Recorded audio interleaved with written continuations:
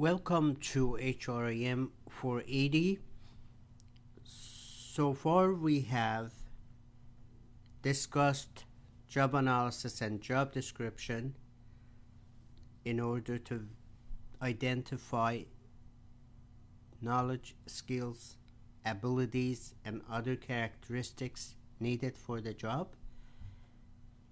Once we identify that, then we said we will do some recruiting activities to reach the qualified candidates to apply for the position at our company.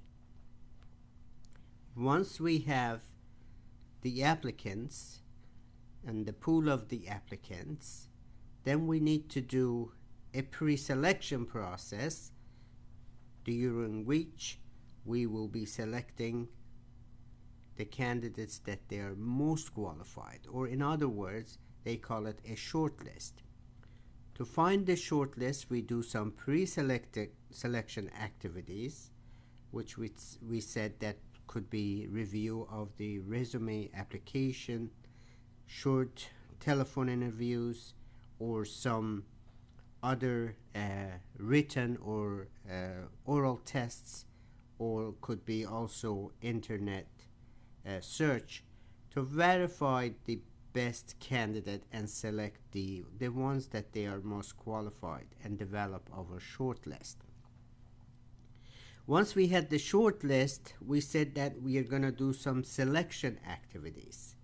Majority of the companies suffice to one interview only, or maybe sometimes two back-to-back interviews. Some other companies do use more creative selection methods, such as knowledge tests. They do simulations. They might do in-basket leadership, leaderless groups, or they could do any form of business games to identify the best candidates just beyond the interview itself. Then we talked about the interviews, and we said that we like to have more of a structured interviews, meaning that the questions are designed after reviewing the job description, and then we have possible 3 or 4 or 5 possible answers and some sort of a grading system scale that will assess the candidates' answers, and we will ask the same questions from all the candidates and find out who are the best candidates and whether they meet certain threshold in terms of our requirements. We also talked about when you are doing the interview, in addition to selection process, you will be asking situational questions or behavioral based or multimodal, which is the combination of the two. And we gave you some examples of questions that you could design based on those 3 ways of designing your questions. And now that we have covered what the nuts and bolts of the interviews are, we would like to spend some time of interview process itself as a social interaction. I highlight the point that interviews are not just providing somebody a job. It's a two-way process. It's a social interaction. We want to leave the candidate with the best image, whether we offer a job or we don't. However, we also want to find the candidates that they best fit to the position. To do that, the process itself should be accurate. So today's topic is interview process as a social interaction. And here are our learning outcomes. discuss the importance of candidates' perception of interviewers' professionalism or interviewer image, because that is really important for accepting or rejecting the offers. We will map 3 phases of interview process as a social interaction. We will review potential problems with interviews, and also we will review American with Disabilities Act and interviewing etiquette.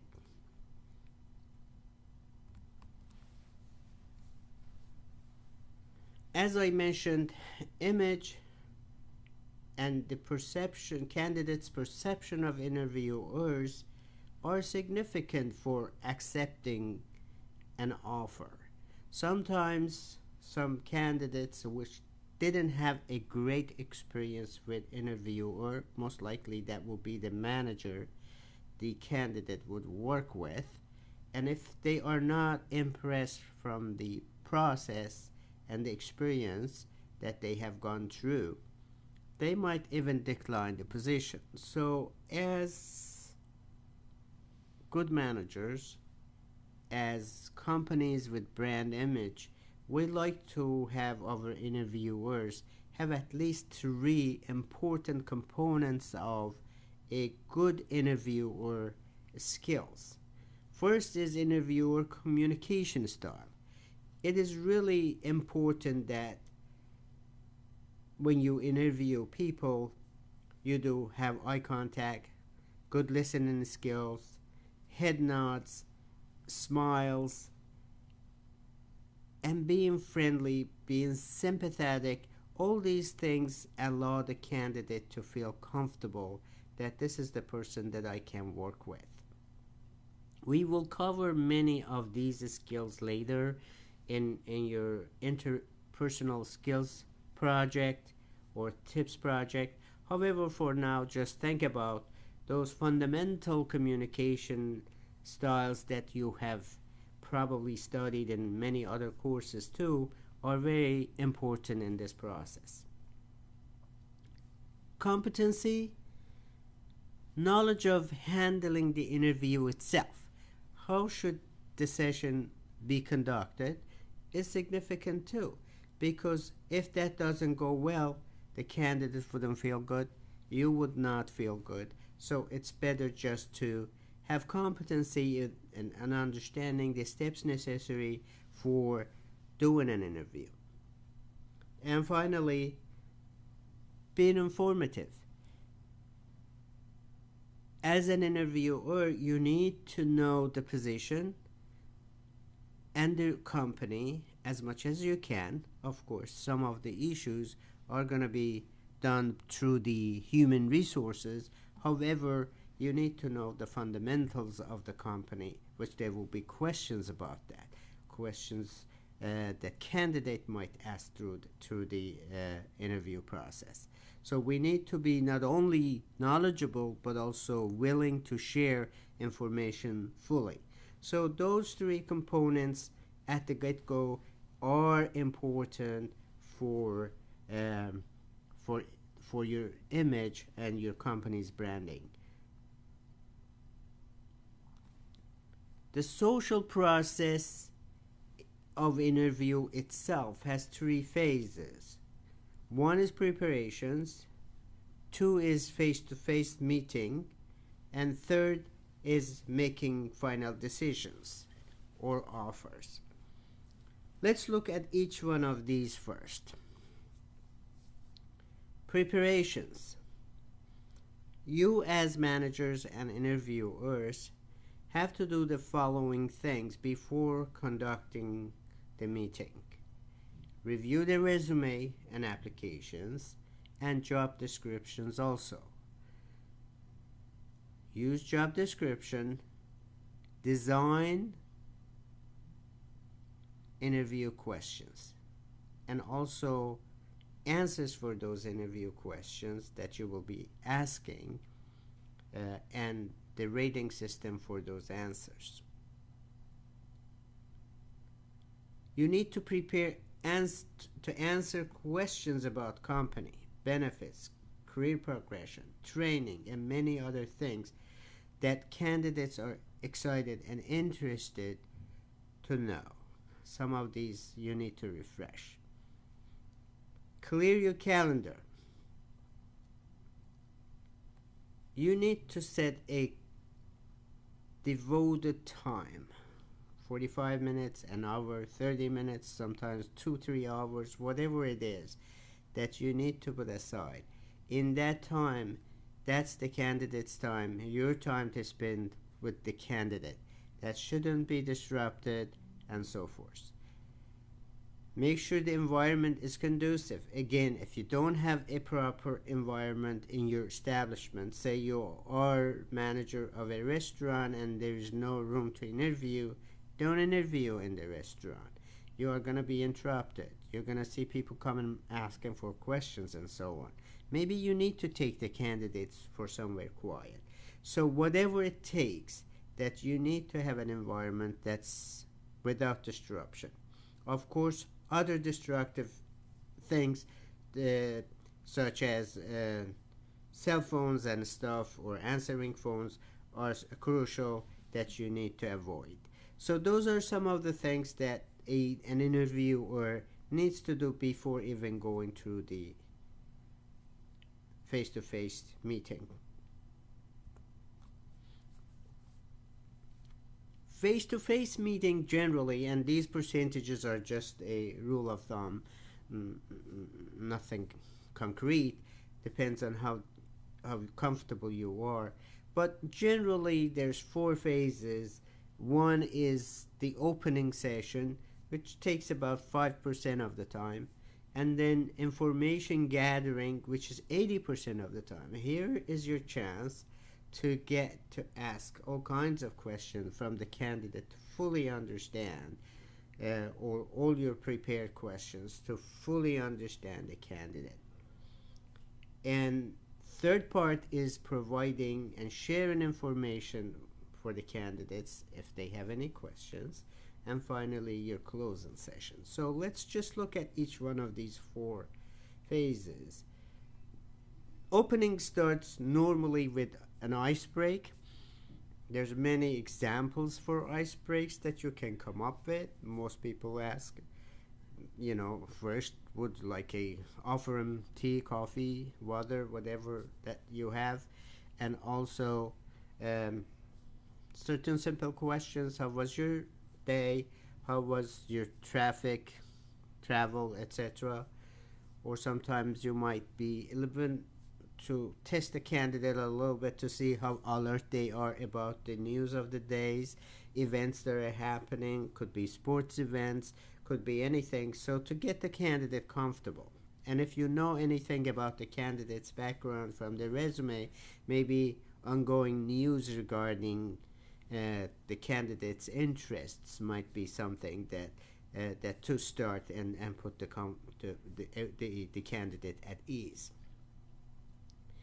Your task, like as a host, is controlling the interview. Controlling the interview doesn't mean that you need to be in command of everything. It's basically explaining how the process is going to work. Like, for example, you could say to the candidate that we will have a couple of minutes chat, go over the job position and so on, and then I will have many questions to ask from you for about 30 minutes or 40 minutes, whatever it may be, and I like to hear all the full answers and so on for those questions. And please save your questions. At some point after my questions are finished, I will ask you what questions you may have, so the candidates would know what to expect. When should they ask you the questions they might have in their minds. And finally, closing. So you explain this so the candidate from the beginning knows what to expect from the process itself, how long it's going to be, who's going to be interviewing, and so on. And explaining the position is sometimes oral. Some people just list from reviewing the position and the job descriptions. They could say, well, these are the responsibilities, these are the qualifications for this position. Or sometimes they might make themselves a lot easier. Just give them a copy of the job description to the candidate and have them to review and see if they're okay with that. Once that introductory phase and opening phase is finished, then information gathering starts. Here is your chance to really evaluate the candidate, learn about the candidate, not so much to evaluate and judge, but gather information and make your notes, because you're going to interview a few people. Sometimes these would be in a stretch of time, and we tend to forget and remember only the recent events. So it's better to have really a good note-taking and listening skills, because here 80% of the time, 20-80 time thing. You talk 20%, 80% should be the candidate. Here's the opportunity for them to tell you what kind of strengths and weaknesses, what kind of qualifications, knowledge and abilities that they would bring to your company. And you won't learn that unless you very simply shut up and listen and use your listening skills. And that's probably mostly would be by sympathizing, meaning having a smile, head nods, and so on. All those contribute to full responses from the candidate. Here you're asking all kind of situational, behavioral, etc. questions that we have discussed previously. Once that phase is finished, then you will ask the candidate what questions they have. This is their opportunity to ask you questions. And candidates normally ask many questions, things that probably you need to develop for yourself before going to a company. The fundamental rule in here too is that not so much what is in it for me. You want to ask questions that where the company is going, what are the what is the culture of the company, how is the manager's own experience in this place, and so on. Questions that the candidates would like you like to hear, the candidate to be creative and ask you really good questions rather than just, well, what's the benefits, what's my hours, and so on. Those are the questions that probably are not indicative of a person's innovative thinking and progressive thinking. Successful candidates, growth-oriented candidates would like to hear about the company, where the company is going, what are the opportunities for people in general in this company, what are opportunities for progress, and so on, and what are the plans of the company for expansion, and how they fit in their competition and environment. So many overall strategic questions are more preferable than what is in it for me.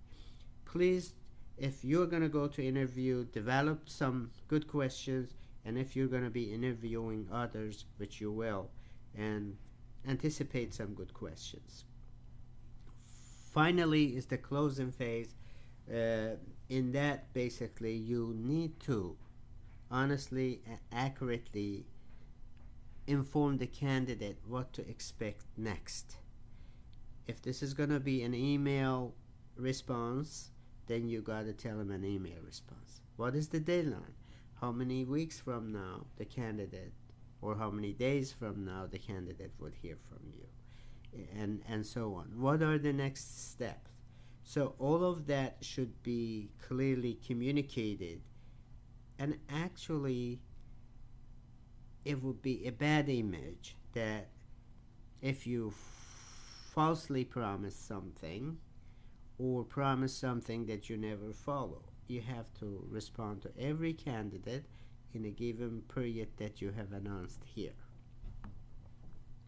And that is just an image issue. And final phase basically is the decision making. Again, here are there's things that you have done. Probably for your old short list, you have done a background check or reference check. Some companies do outsource their background checks with other companies, and you might have got that information, or you will have to do it yourself. Without background check, you might make fundamental errors in basically selecting. There are many examples of bad hires because some companies ignore doing a background check. Even if I remember in my own work experience in one company when I was younger, we had an individual who was fundamentally stealing from the hotel and had stolen even big items such as copier, and had caused a lot of headache for everybody because he had declined that he has basically stolen anything. So there were lie detectors processes and interviewing so many people, and it was just not a good experience for many employees. And finally the company figured it out that we had hired the same person in the East Coast, and that person was fired from the position because of stealing, and comes to the West Coast, works for the same company, but nobody bothered to do a background check. So things of this nature could come to light. Of course, we know the background checks without going through professionals. Sometimes companies are afraid of legal issues, so they do not give you all the information, but at least some information would come. If the candidate has been great, normally you would get some clues whether this person is eligible to rehire. That's not an illegal question to ask. If somebody is not eligible to be rehired, that means there has been fundamental problems with this person. So you might be surprised that sometimes people would be willing, if they have good experience with a candidate, to share a lot of good things, but sometimes they might just suffice to giving you fundamental dates, positions, and the promotions and titles and so forth. But still, the question of would you rehire this person can tell you a lot about the candidate. Well, so you have those information. You have application and resume that has the information you need. Work sample test, if you have done any, you have the results of those. If you have psychometric tests, you have results of those. Interview assessments, that you have done interviews and you have assessed those results. Now you put all of these together, and hopefully you will be able to differentiate between the top 3 or whatever candidates that you had in your short list.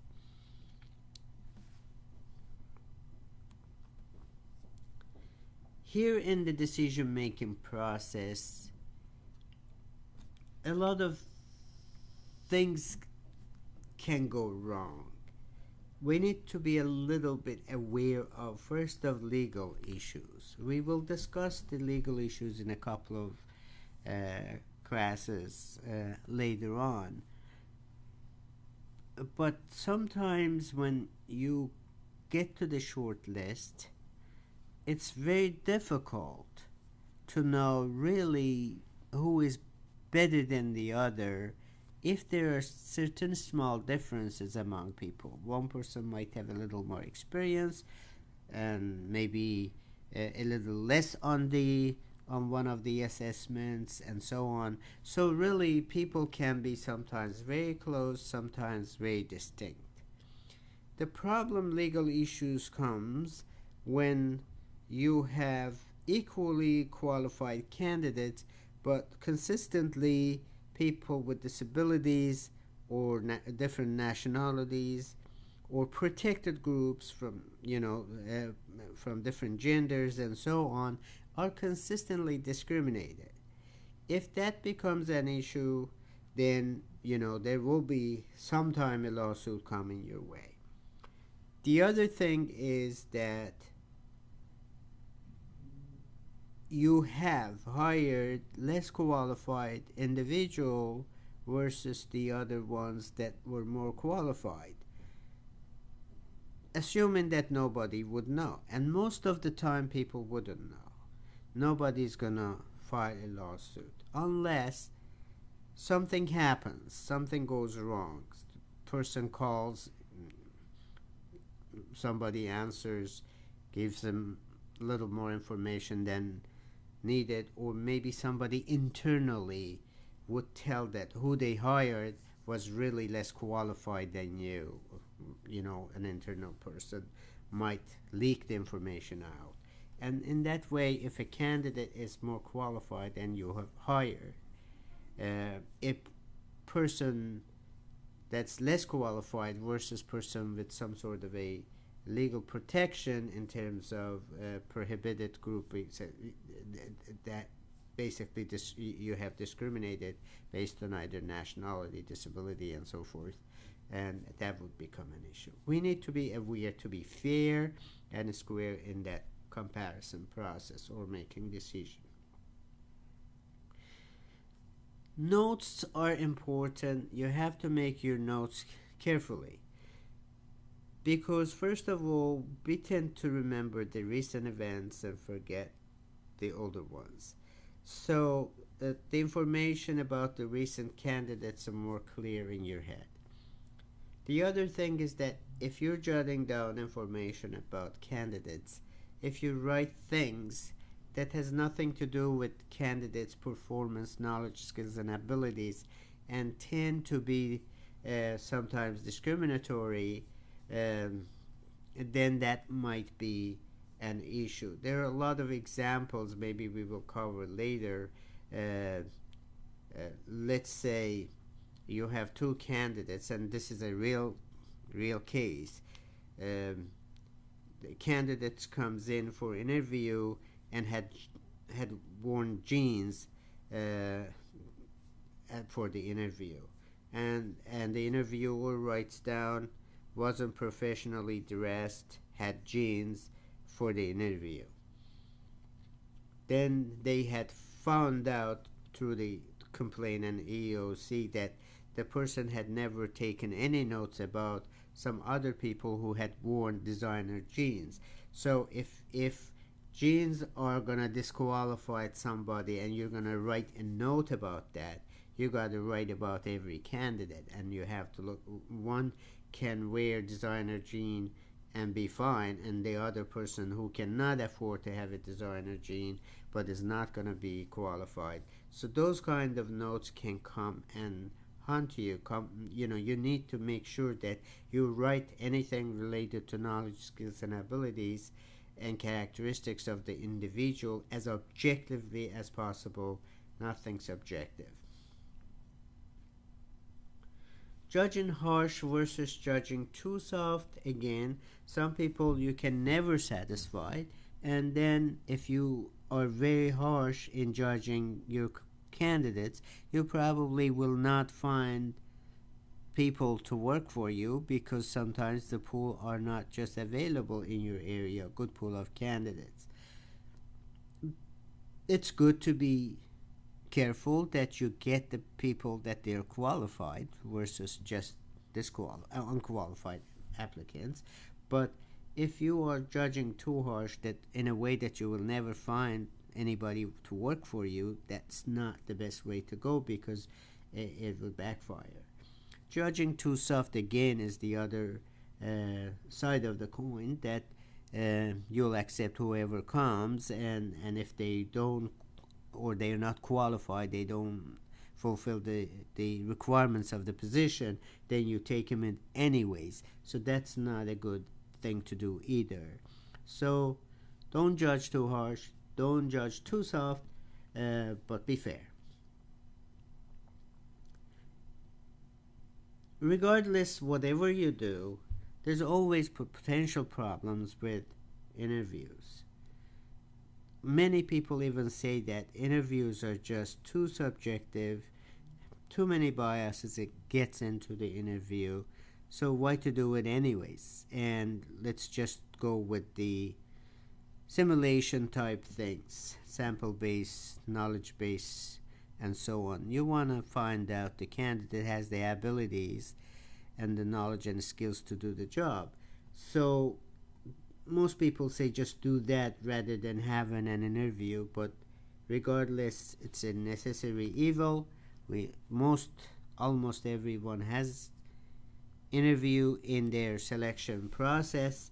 So if that's the case, we need to at least to be aware of potential problems that can go wrong with the interviews and be aware of those. One of the most important one is fundamental attribution error.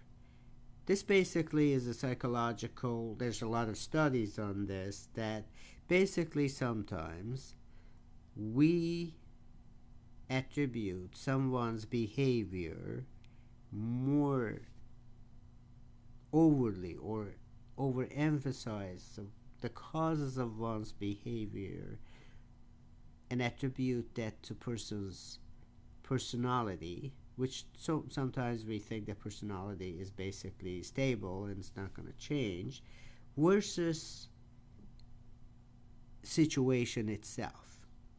Interview is one of those that anybody goes to interview, there's some degree of nervousness, and that's why you have people have sometimes sweaty palms or shaking knees, and or sometimes they get red in their neck or faces and so on.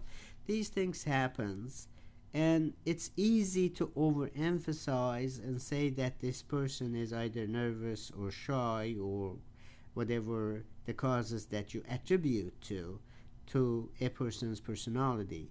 In reality, this just may be the consequence of the situation itself, which is an interview. Interview is important for many people, and if they are excited about the job, they might exhibit some of these behaviors or characteristics and so on. So you need to be careful not to attribute that totally to candidate's personality. In role and out of role is basically all of these have been studied, and I'm not going to the source of studies because just want to make it simple, but I'm taking that these are gathered from the studies done previously, and there's some things that puts a person in role or out of role in the interview process. If the person is in role, is most likely as accepted, and if somebody puts themselves in out of role, generally they will be declined for job offer. Some of these you probably are very familiar is the amount of talking. You are anticipating as an interviewer the interviewee to do more of a talking, and if they don't, in some way, the interviewer or yourself as an interviewer do not allow that to happen, the candidate would not have a good chance to tell their story, and as a result of that, they might not qualify. So think about your role is just asking questions, straight questions, not leading questions, not open-ended questions. That's why we discussed those earlier. You just need to ask the question and show with the best of your intensity that you are listening and head nodding, smiling, and all that, to hopefully the candidate will give you the fullest answer. So you will have a good answer rather than later on going back, what did he or she said about this? So now you have the good picture of every question. Verbal communication itself is important. What is said is important. Using you guys or dude or whatever, those are not the lingo to be used in a formal conversation. So are the importance of vocabulary that you have learned about every aspect of business. If you're going to talk about financials, you need to use the right statement names. If it's a hotel, RevPAR, or if it's a restaurant, seat turnover, or whatever is the things that you're talking, you use the appropriate terminologies. They anticipate to hear those vocabulary that customarily is spoken in that language. If you explain those with sentences rather than just using the right vocabulary, that means you don't have really a good grasp. So pay attention for the candidates and how they talk. Do they use things that are dominantly used in the industry? Do they have grasp of those? Articulative behavior is different than verbal communication in that how things are said. Some people know how to structure sentences nicely, and the voice level has to be appropriate. Sometimes a person really being too loud and obnoxious might totally put themselves out of role in an interview situation. Nonverbal behaviors are important.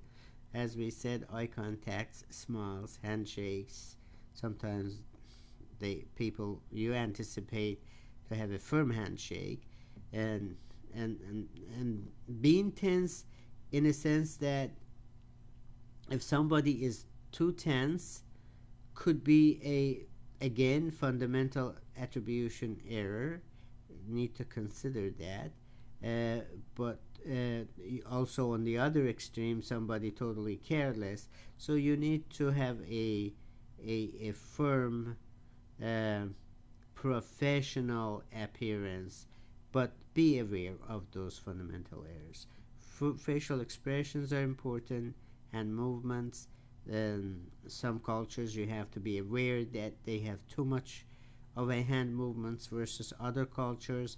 These are the things that we need to be aware of, and of course posture is really a significant indicator of if somebody is going to represent you well or not. So nonverbal behavior, it's excessively and not nicely done, a person might put themselves out of role. Again, we need to be aware of the fundamental attribution error. Professional appearance is desirable, of course, dress, grooming, etc. And if anyone does not play these roles as expected, may put themselves out of role, and as a result of that, rejected from the interview process.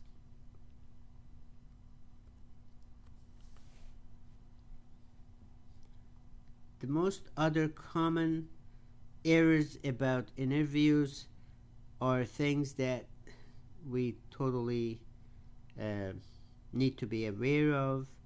First impressions, although they're great, but they don't say much about the candidate's total knowledge, skills, and abilities and other characteristics. We may be impressed by the appearance of someone and say that, well, this is the candidate I want, but in reality they might not be the best performers.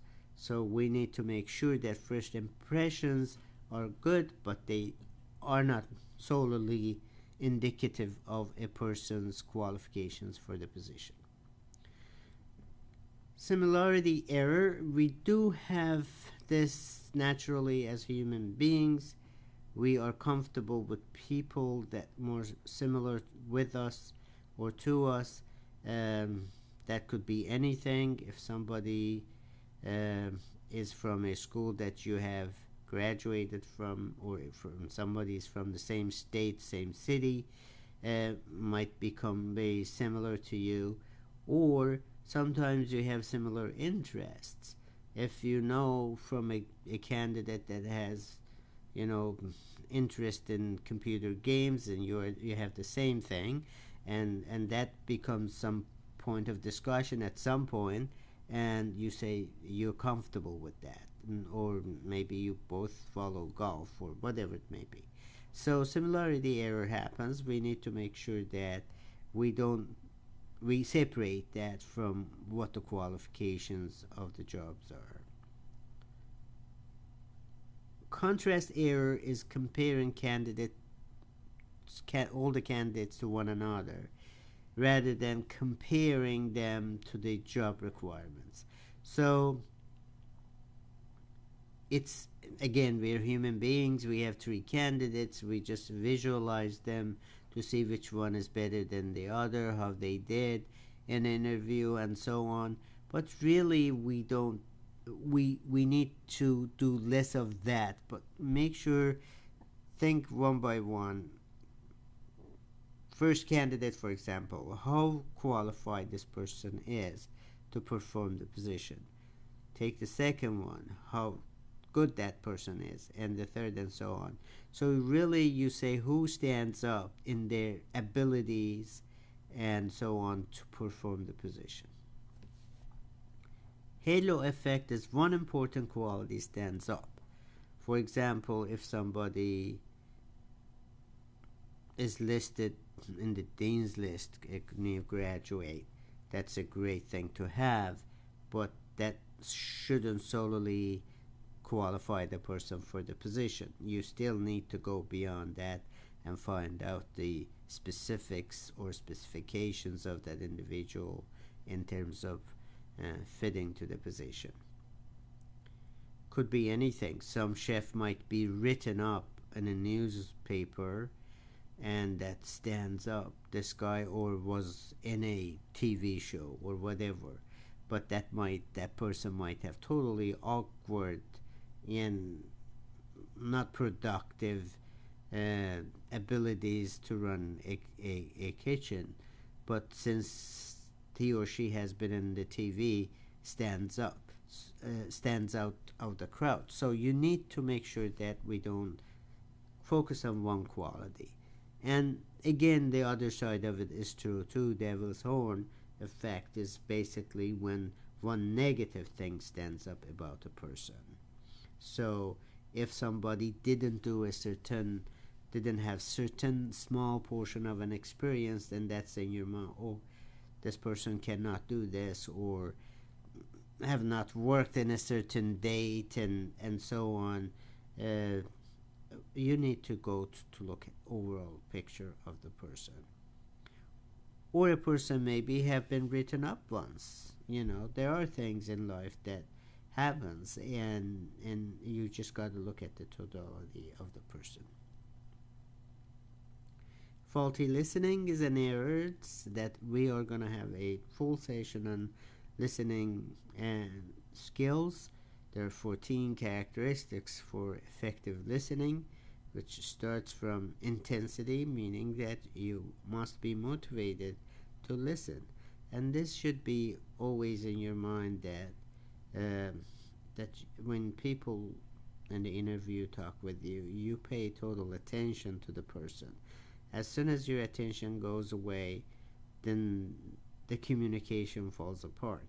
So we need to have total eye contact, not exaggerated, but a good amount of eye contact, head nods, smiles, and those genuinely listening to people, not judging people with what they're saying, collecting information, and you finally will have a chance to analyze all the answers. Other biases, race, sex, national origin, etc., we will cover Title 7 in a couple of weeks. So those needs to be also be aware of, that those things can creep into the decision making process, and we need to be aware of those discrimination issues.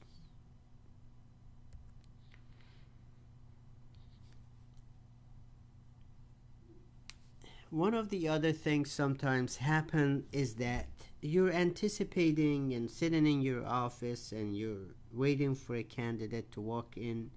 You have ideal image in your mind and you think that this candidate is going to come, would look like this or that or whatever, but for many positions that you're offering, there's going to be all kinds of people applying. So don't set a goal in your mind or a picture in your head that this shape or that shape of a person is going to come. You're going to sometimes face people with disabilities. A person might walk in with one hand, or maybe, especially in today's environment that we have so many returning military personnel, that they have many obvious disabilities. Or you might have a blind applying for a sales position, or whatever it may be. People come in, you need to be prepared that whoever it is, that you are going to have the right etiquette and total seeing the person rather than seeing the disabilities. Some of the thing probably I'm sure you already know, but I share sometimes these in some of the classes, and it's not easy to think about these things sometimes because we just don't interact as often with people with disabilities as we should. And for example, shaking hand is an issue when somebody comes in. If a blind person comes in, what is the process of handshakes? Or a person with one hand or has a hook in one hand or whatever it may be. So how do you deal with this? Think a minute and come up with some answers, and I might come back to see what I personally think, but think about those. A blind person comes in, you're encouraged and you want to assist that person, but how these things work, how the introductions work with the blind person, and how do you handle a guide dog, or what is the eye contact situation with the blind. People might come with a wheelchair, do you touch the wheelchair or you don't touch the wheelchair, and how you handle those things, and seating arrangements and so forth. So there's a lot of information that EEOC's technical assistance also can help you with special disabilities. But these are some of the common ones that I put it there. For example, if a person comes in as a blind, they would be the person to initiate a handshake, and once they bring their hand out, then you will be the person to approach and shake a hand with the person. And people with one hand too, they might stretch the other hand that they have, that working hand, or they might not. You need to probably wait for them to again initiate the handshake. Blind people can hear very well. They know the voice directions very well. So it's best to introduce people in the room. So whoever is in your right, on my right is my food and beverage manager, on my left is my sales manager, and so forth and so on.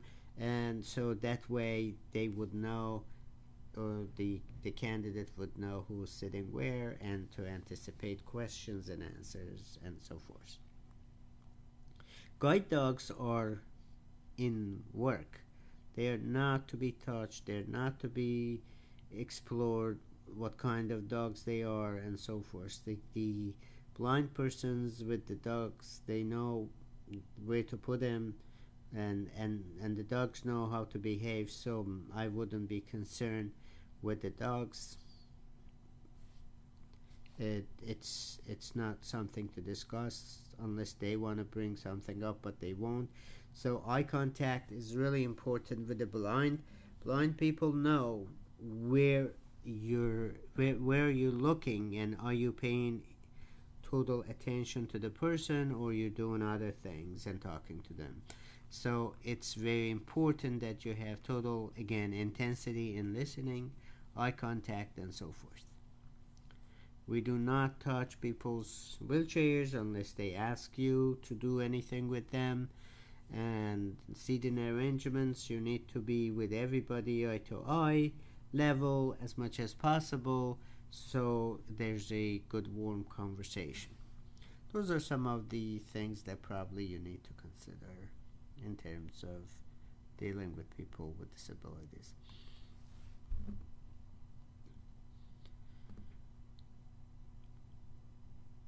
I put in here finish line. The idea was that once you hired somebody and you offer them the position, your job is not finished. There's a lot more left.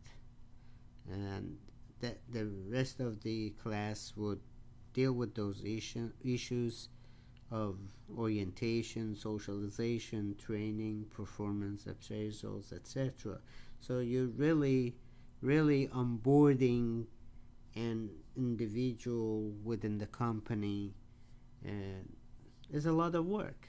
And hopefully all of these discussions would lead us to be a good managers, and hopefully providing a nice engaging environment for people to work. That concludes the session, and have a great day.